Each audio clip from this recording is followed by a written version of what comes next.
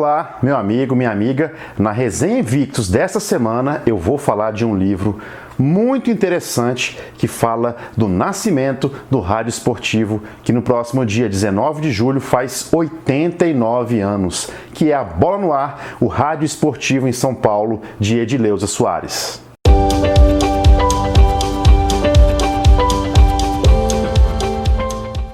E assim começou a primeira narração esportiva do Brasil.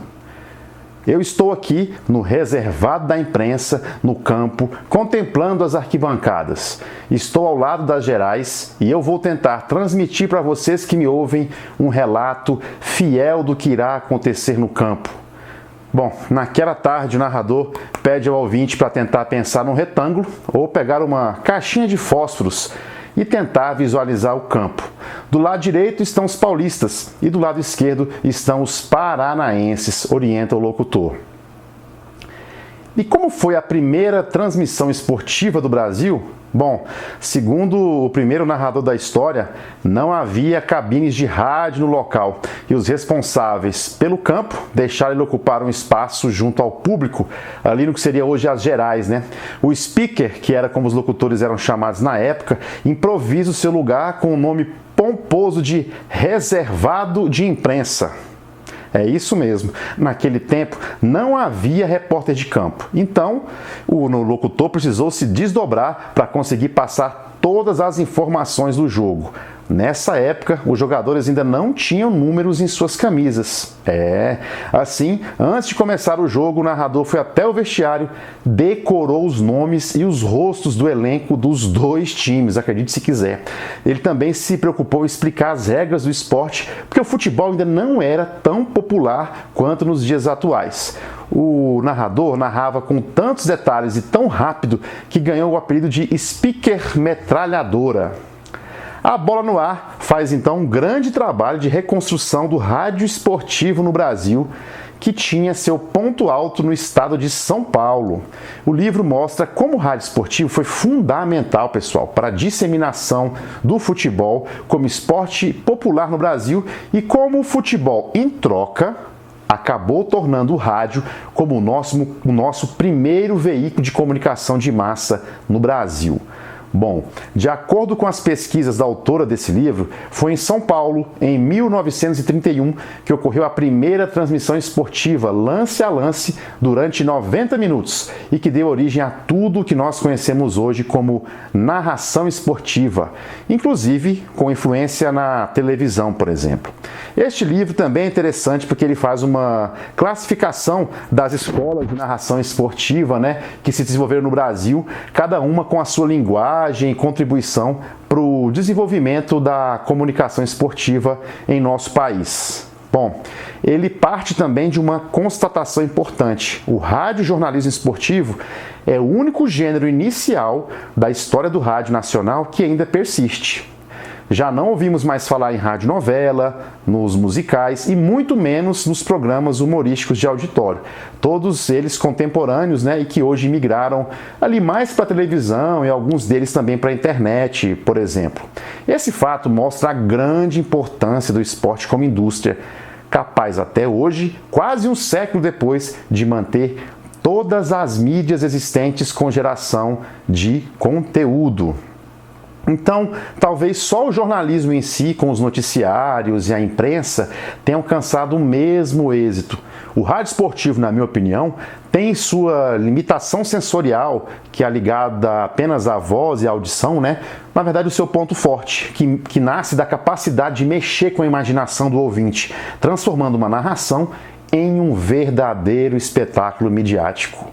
Eu confesso que até hoje, pessoal, eu assisto jogo de futebol na televisão com o som desligado e ouço a transmissão no rádio. Pois é, para mim, além de ser mais dinâmica, engraçada, emocionante, o rádio até hoje consegue passar mais informações em tempo real do mundo do esporte do que a TV, o jornal e a internet. Muitas vezes passa sem filtro, a informação completa. Então você sabe, quem foi o pioneiro do rádio esportivo cuja narração iniciou essa resenha, sabe quem é? Segundo o livro, foi Nicolau Tuma, da então Rádio Sociedade Educadora Paulista, que narrou o jogo jogo entre as seleções de São Paulo e do Paraná no Campo da Floresta, em São Paulo, pelo 8º Campeonato Brasileiro de Futebol. A data?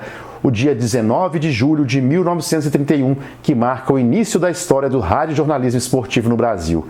Há quase 90 anos, o jogo ficou 6-4 para os paulistas, se é que você quer saber o resultado. Para comprovar esse fato, foi feita uma ampla pesquisa, além de várias entrevistas com o Nicolau Tuma e com outras feras como Pedro Luiz, Blota Júnior, Fiore Gigliotti, José Silvério e Osmar Santos, né? A autora também realizou uma pesquisa na atual Jovem Pan, que na época era a Rádio Pan-Americana, a emissora dos esportes. Eu resgatei aqui um trecho da entrevista do Nicolau Tuma para o jornalista Milton Neves, onde ele fala um pouco dessa situação. Vamos escutar? Houve um jogo no Paulistas e Cariocas, Paulistas e Paranaenses, no Campo da Floresta.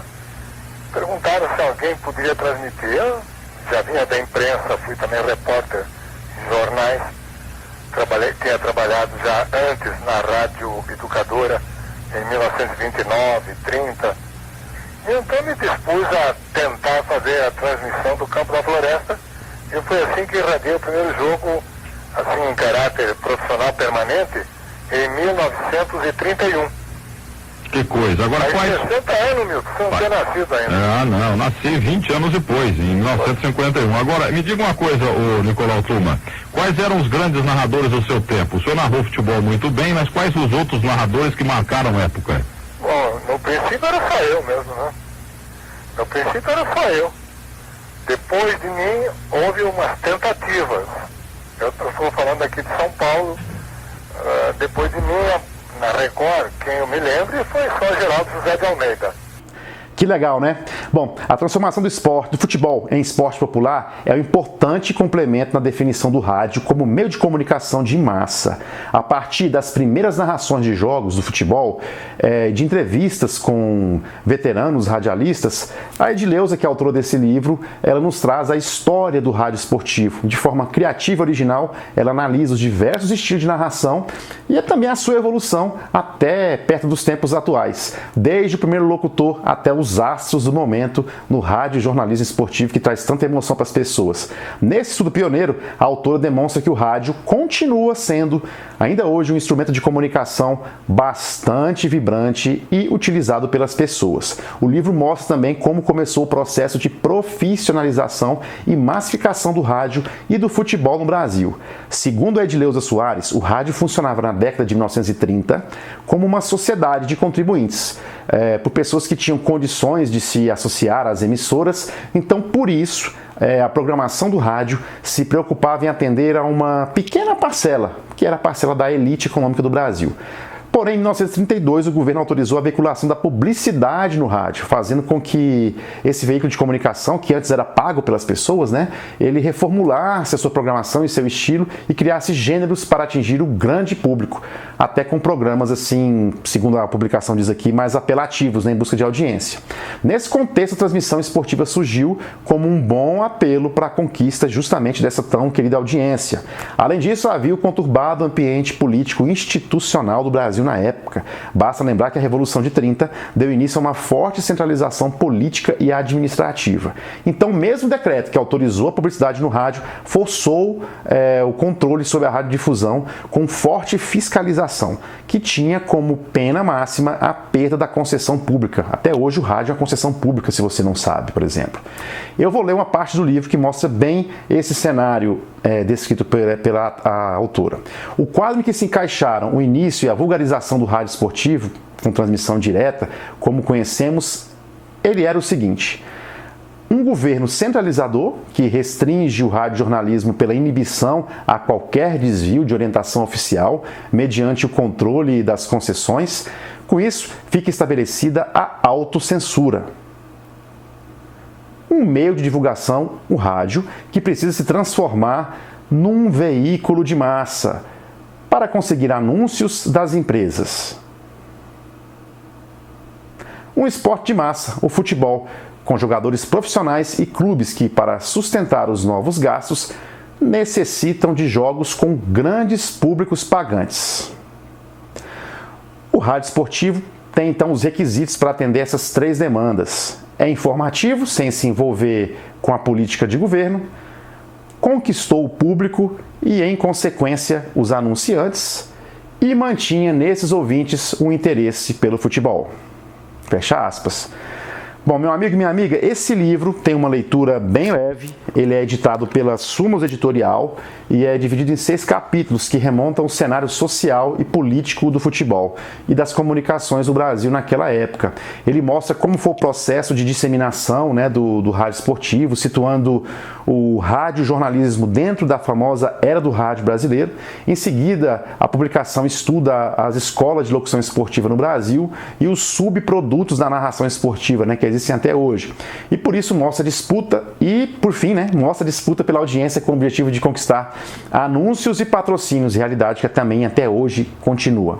A Bola no Ar é editado pela Sumos Editorial, tem cerca de 110 páginas, é curtinho e você encontra nas melhores livrarias. Bom, na próxima resenha, comemorando esses 89 anos do nascimento do radiojornalismo esportivo, nós vamos falar de outro baita livro que eu tenho comigo, que se chama Histórias que o Rádio Não Contou. Você não pode perder.